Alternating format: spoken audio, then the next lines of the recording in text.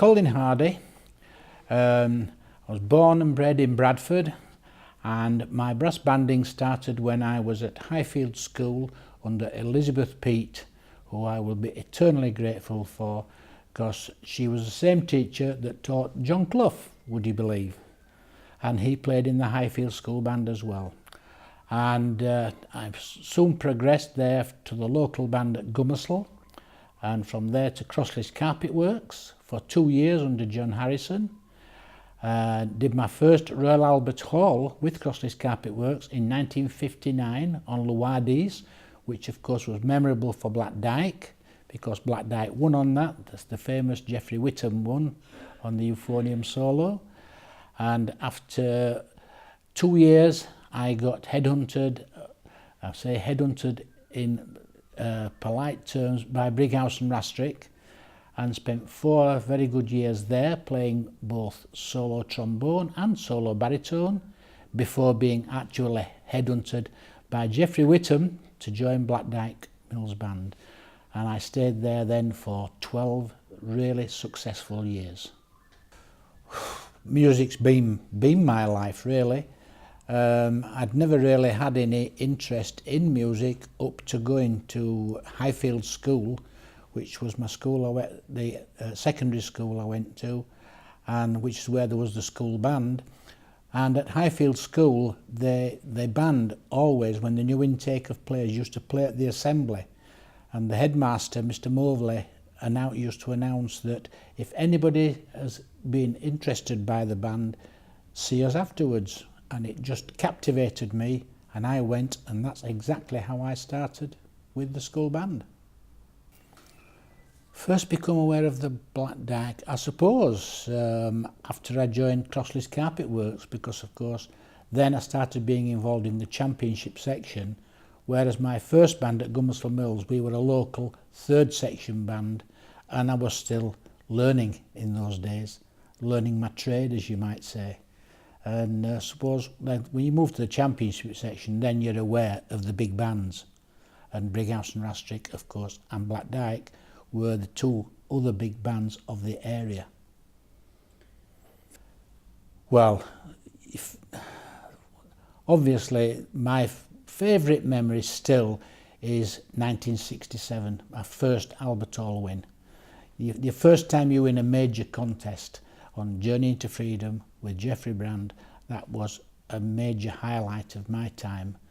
But of course, to go on then, I suppose, and win 4 British Opens, including a hat-trick, and to go on and win 4 national titles. Plus, another highlight for me was we formed a trombone quartet within Black Dyke, and we won the Quartet Championships of Great Britain. So all, in my 12 years with Black Dyke, I won 9 major titles. I've already mentioned Journey into Freedom with Black Dyke. I suppose my other one was my first Albert Hall, which was on Lowadis, which Black Dyke won, as I mentioned earlier. And your first ever Albert Hall is another memorable thing. But Black Dyke gave me so many memorable performances, concerts, contests over the 12 years. It's very difficult to single out other than your very first Albert Hall win. But of course, winning the hat-trick at the British Open was another memorable time. Not many bands have done that, and not many players have done that in their lifetime. Overseas trips, well, again, Switzerland was always memorable. There was of course, the French trip that we did to Roubaix, and I wasn't involved in that because I made it, but of course we did lose a few players on the way there because they didn't actually make the aeroplane.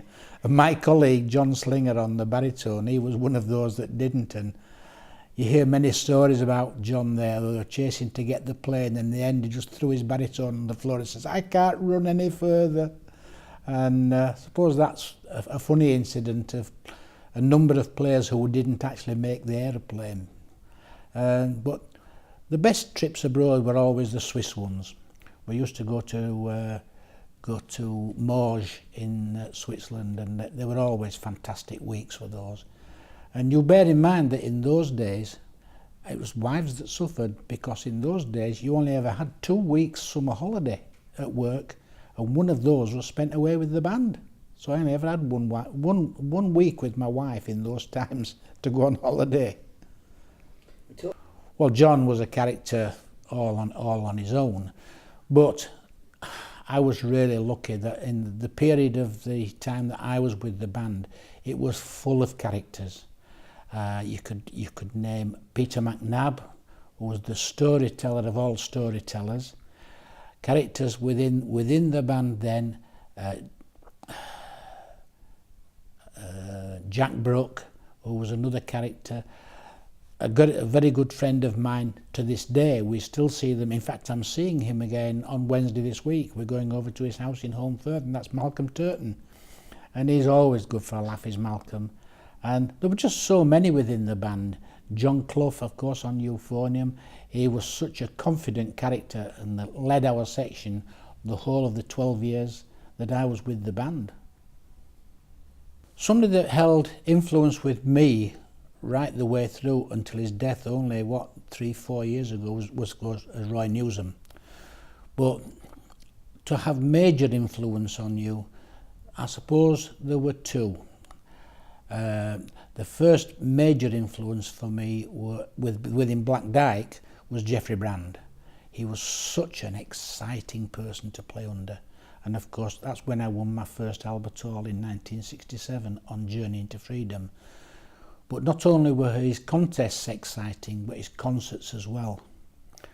I was very privileged right at the end of my tenure within Black Dyke to play on the very first winning performance with, of course, Major Peter Parks. I was a little bit unlucky there in terms of that if I'd stayed with the band another 16 months, I would have done a hat-trick at the Albert Hall. But I finished in the summer of that year, and I was replaced then by Stuart Derrick, and he came in and they won again, and then the following October. But Peter Parks was, well, it's a long story with Peter Parks, but on that Albert Hall stage, he stood there and was such a character. And of course, his success after that holds no bounds, does it? Because he's been unparalleled. So I suppose you could say those were the main influences on me. When I was at Brighouse and Rastrick, there was one person that stood out for me, and that was Alex Mortimer. I was very lucky that I played under 3 Mortimers in my playing career. When I was at Crossleys, Rex Mortimer was the professional advisor and did rehearsals for us. Within concerts and mass bands, of course, Harry Mortimer, who became a friend of mine. And then, of course, Alex Mortimer. I did 2 British Opens, one British Open and 1 area contest at Brighouse with Alex Mortimer. Again, influential people in my banding history. Well, 3 cornet players stand out in my playing time. When I joined Crossleys Carpet Works, the principal cornet at that time was Bernard Bygraves, and what a phenomenal player he was. He's been forgotten now because, of course, he emigrated after he finished at Crossleys, but he was a phenomenal player, and one that was responsible for helping me when I joined the band, because, as I mentioned at Crossleys, my very first contest with them was in 1959 on Loire-Dise, and I couldn't triple tongue. They put the test piece in front of me and was horrified. And I went to Bernard Bygraves at the end of that first rehearsal and said, "Excuse me, Mr. Bygraves, can you help me?" And he says, "Yes, young man, what can I do?" I said, "I need to be able to triple tongue." And he took me instantly into the library and showed me what to do, and by gum did I work, and by the next rehearsal I could triple tongue. But then, of course, coming to Black Dyke, again I was so lucky that I played under 2 of probably the best principal cornets that have ever been, because when I joined it was Jim Shepherd, and I had 10 glorious years playing under Jim Shepherd, and what an inspiration he was.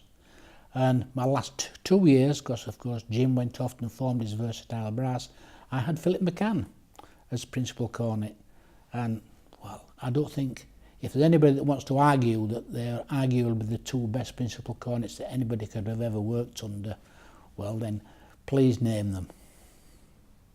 We were sad when so many players went at one go. The big challenge there, of course, was for Roy Newsom, and he handled it very, very well. We got players in very quickly, and of course the rest is history, because we went out and we went and won the contest straight after that, and it just showed that Black Dyke as a unit stood firm, and despite the difficulties of losing those star players, we still had Black Dyke Mills Band. It's left for me a lifelong legacy.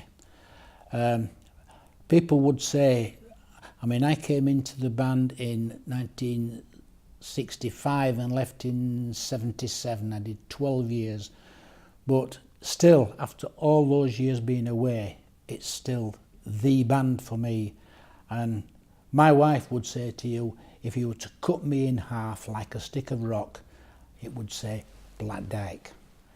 Still at a contest, I go there and I'm on the edge of my seat when I'm listening to them, still to this day.